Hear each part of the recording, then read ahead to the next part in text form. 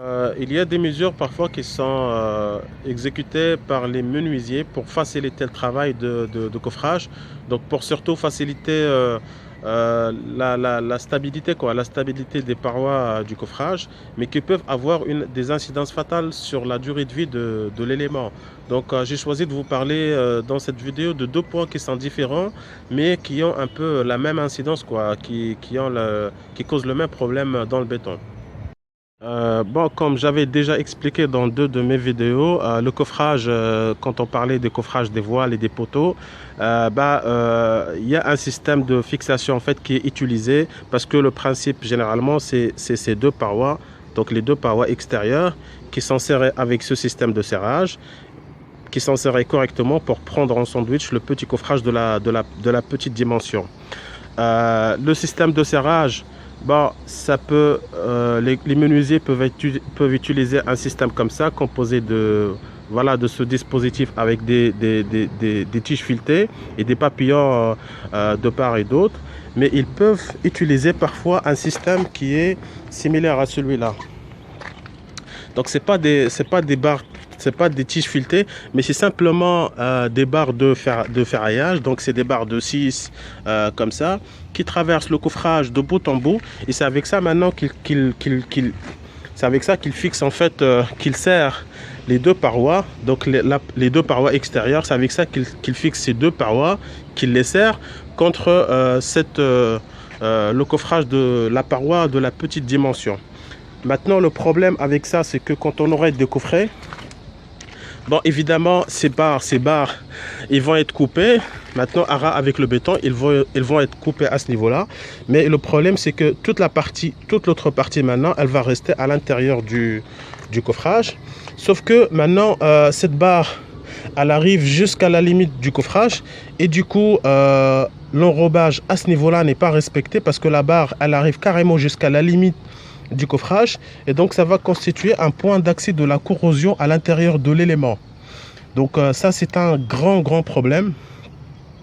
On avait déjà parlé dans une vidéo de ça dans une vidéo précédente. Donc ça, si c'est pas corrigé par la suite, ça peut constituer un point d'accès de la corrosion à l'intérieur.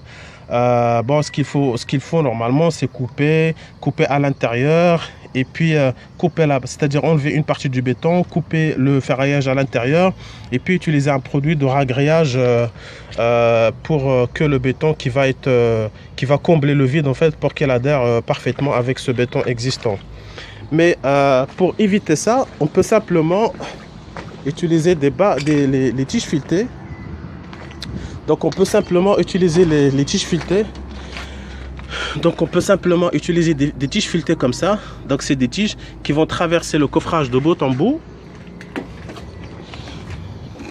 Simplement, bon, ça c'est comme ça, c'est l'extrémité, donc ça traverse pas le voile de l'intérieur. Mais pour les autres tiges filetées, celle-là par exemple, qui traverse le coffrage de bout en bout, à l'intérieur du coffrage maintenant, il faut utiliser des tubes. C'est-à-dire que la tige filetée, elle ne traverse pas l'élément comme ça à nu, mais à l'intérieur du coffrage, ça par exemple, ici par exemple, c'est une réservation qui est faite.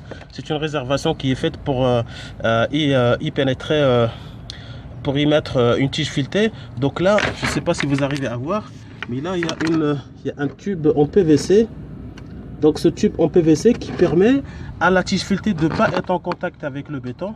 Et du coup, quand on aurait des coffrets maintenant, on va simplement retirer, et très simplement comme ça, facilement, la tige filetée.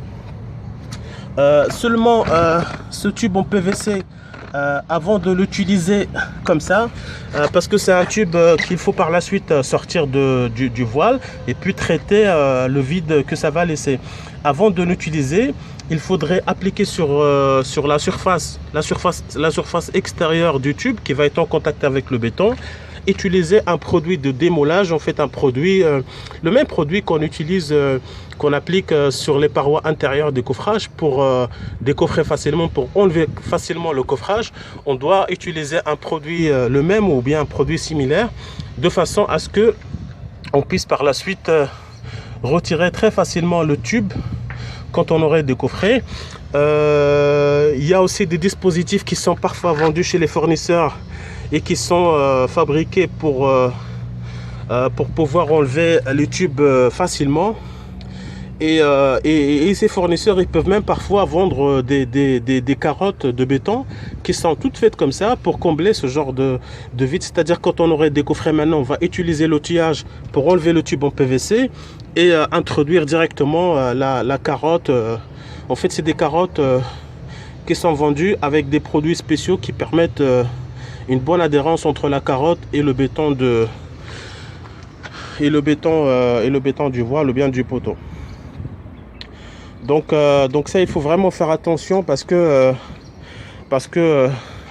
si on utilise le premier système comme ça, le premier système des barres sans mesure par la suite, ça peut causer des problèmes de corrosion à l'intérieur des voiles et des poteaux. Bon, le deuxième point dont je voulais parler, maintenant, quand ces parois ils sont fixés, quand ces parois ils sont serrés contre la paroi intérieure, des fois ce qui se passe c'est que c'est des éléments de coffrage qui peuvent se déformer facilement, même si ça ne se voit pas forcément à l'œil nu, mais c'est des éléments qui peuvent se déformer très facilement. Donc maintenant, pour faire face à cette déformation, les menuisiers ils utilisent à l'intérieur du coffrage des barres d'acier, des fers de 16 par exemple, pour pouvoir en fait faire face à ces efforts de serrage à ces efforts qui sont exercés par ce dispositif pour pas avoir de la déformation comme ça, de ces éléments. Donc maintenant, ils utilisent des barres d'acier, des fers de 16 par exemple, un peu partout à l'intérieur des coffrages. Et le problème avec ça, c'est que ça va causer le même problème que tout à l'heure, c'est-à-dire quand on aurait des coffrets, on va avoir des éléments. Alors on va avoir des éléments des fers de 16 qui font comme ça à l'intérieur du voile, qui arrivent jusqu'à la limite en fait du béton, et du coup ça va constituer aussi des points d'accès de la corrosion à l'intérieur des poteaux et des voiles.